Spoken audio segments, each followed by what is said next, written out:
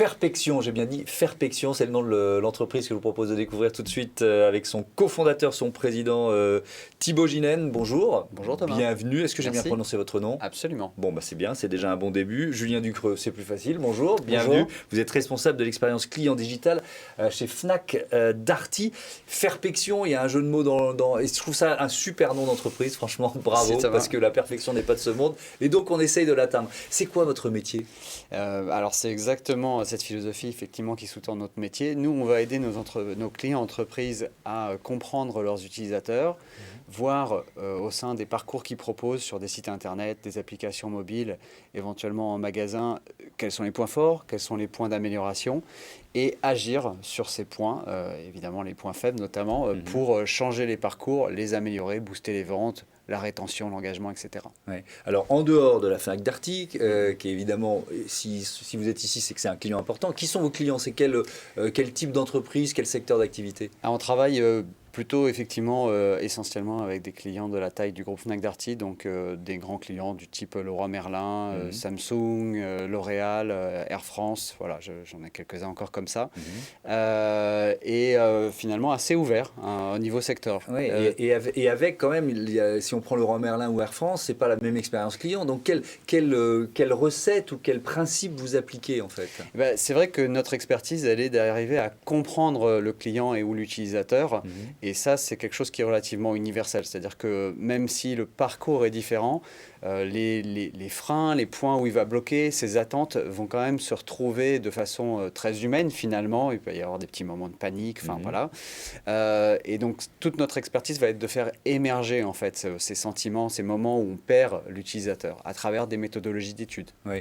Et vous les étudiez sur le terrain, physiquement, dans les lieux et dans leur consommation digitale? Oui, tout à fait. On peut effectivement les emmener sur ce double terrain qu'on va appeler omnicanal, à raconter leur expérience à la fois en magasin et sur un site ou une application.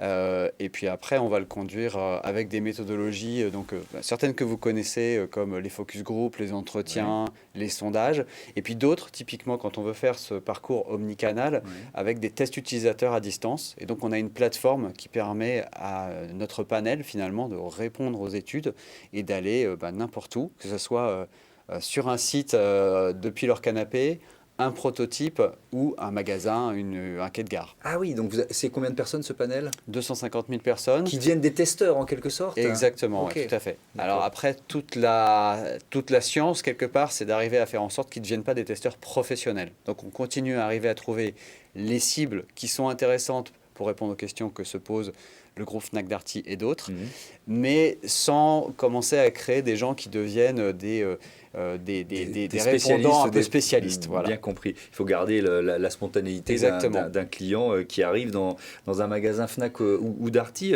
Julien Ducreux, je crois que ça fait 2 ans que vous utilisez les services de Fairpection. Dans quel cas d'usage, à quel moment vous avez besoin finalement d'un retour d'expérience sur vos clients? C'est assez simple. On rénove régulièrement nos interfaces et nos parcours digitaux. Et à des grands moments, quand on conçoit ces interfaces et qu'on les rénove, on a besoin de se confronter également à des clients, à des personnes qui vont réellement utiliser ces interfaces-là.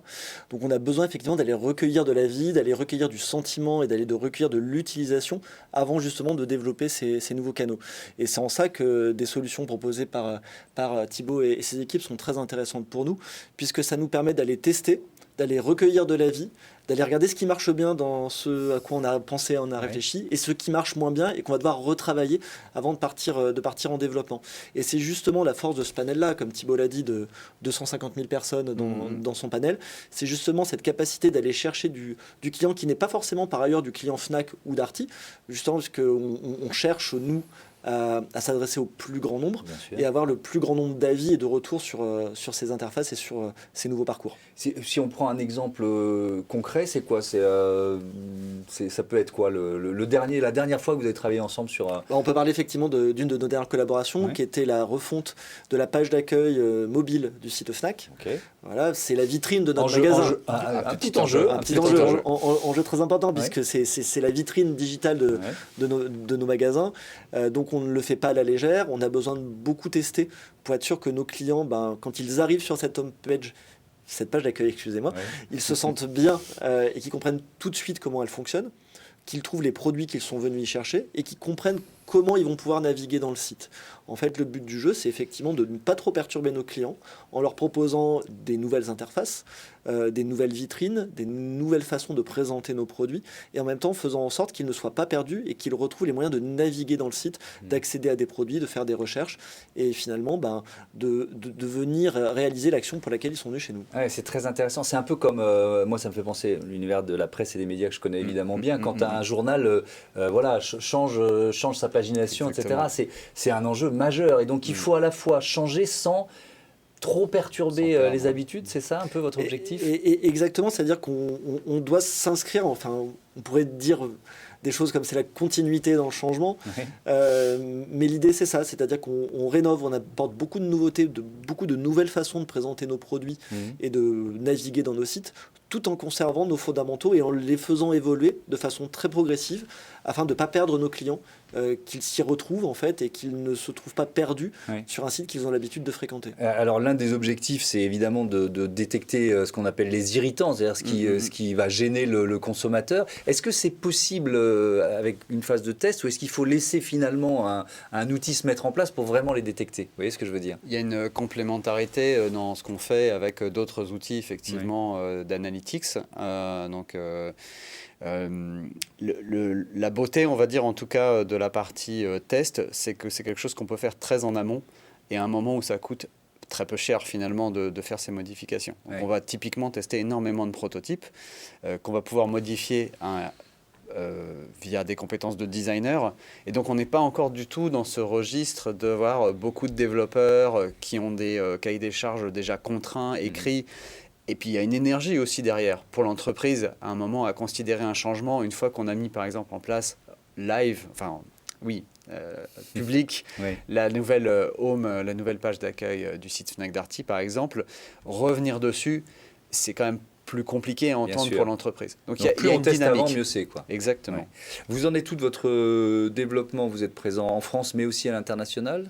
Oui, on a cette chance donc à travers nos clients qui sont souvent des grands groupes français d'avoir eu énormément de demandes pour faire des études à l'international, parce que finalement assez rapidement quand on est par exemple un L'Oréal, on commence à se poser la question de est-ce que je dois convaincre le marché français ou est-ce que je dois m'assurer que toutes mes antennes locales en Chine et aux US vont me suivre? Et effectivement, c'est plutôt ce deuxième scénario. Et donc, il y a eu un effet un peu boule de neige, un cercle vertueux autour de ça qui fait qu'aujourd'hui, on fait un tiers de nos études en Asie, effectivement, en Amérique, Nord et Sud, et puis en Europe. Voilà. Et puis c'est en train de grandir, ça c'est un vrai plaisir. Et là encore, la plateforme dont on a parlé, la plateforme de test dont on a parlé au début, joue un rôle excessivement important parce que elle permet d'aller très vite dans un autre pays sans se poser la question, alors au-delà des pandémies et autres, mais sans se poser la question de la logistique, d'aller prendre un avion, de réserver des salles, etc. etc. Merci beaucoup, c'était vraiment passionnant de découvrir Fairpection et donc ce partenariat avec Fnac Darty. Voilà, c'est la fin de ce numéro d'écosystème. Si ça vous a intéressé autant que nous, vous pouvez vous aussi d'ailleurs participer. Vous avez une entreprise, vous voulez nous la présenter, vous voulez mettre en avant un partenaire économique, c'est le bon endroit. Vous pouvez nous écrire à l'adresse demain@apm.media. Salut.